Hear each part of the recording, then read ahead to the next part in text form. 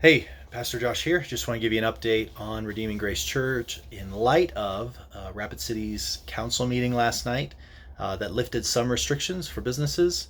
I had some correspondence with Troy Kilpatrick this morning via email and just wanted to see how they're doing and what their understanding of this ordinance is and how this affects the journey. And our understanding of the ordinance is that the portion that limits gatherings to 10 or less was not changed. And that's what we would fall under. And that is still in place through May 31st. So essentially, the ordinance doesn't affect Redeeming Grace in terms of allowing us to have any in-person gatherings.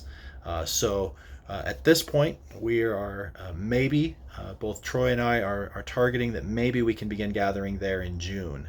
So unless there's some sort of clarification or modification, that part of the ordinance is still in place and applies to us. So if there was any kind of expectation or hope that you had that maybe we would be able to meet in May, at this point, that doesn't look like that's an option yet. And then also, once we do begin to gather, it may be that we're only able to gather in groups of 50. Social distancing may still be a factor.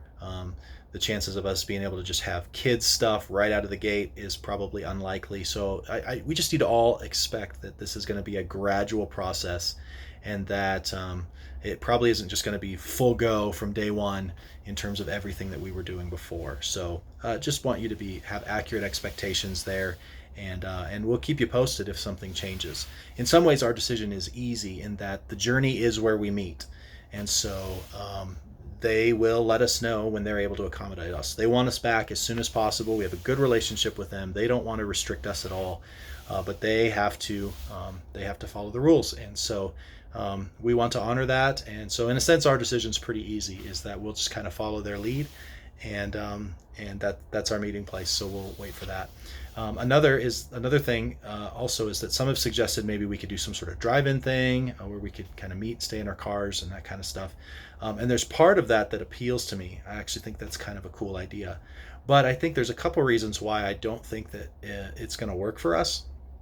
One is that we really don't have a way to amplify outside. Our system is packed away at the journey, would be very difficult to get that out, and then it's not set up well to be able to run outside.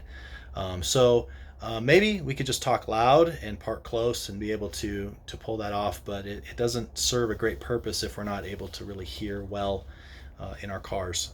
So that's one. Another is that we have between 80 and 130 some people that tune into our live stream.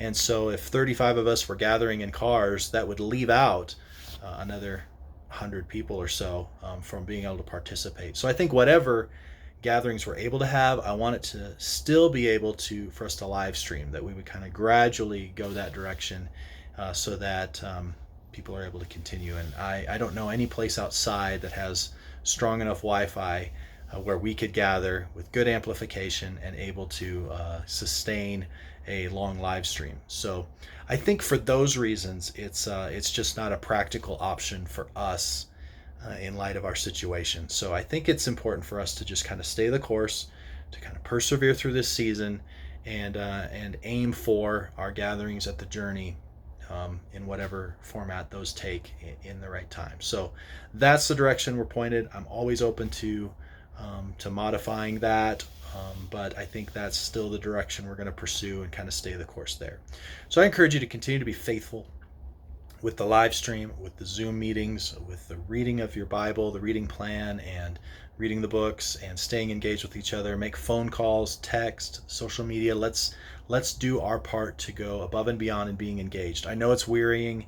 I am as weary as anybody of it, but it is what we have. We thank God for it, and let's persevere. Christians persevere, and let's stay the course in that way. So thanks for tuning in. Hope that helps. Let me know if you have any questions, and I will certainly update you if anything changes.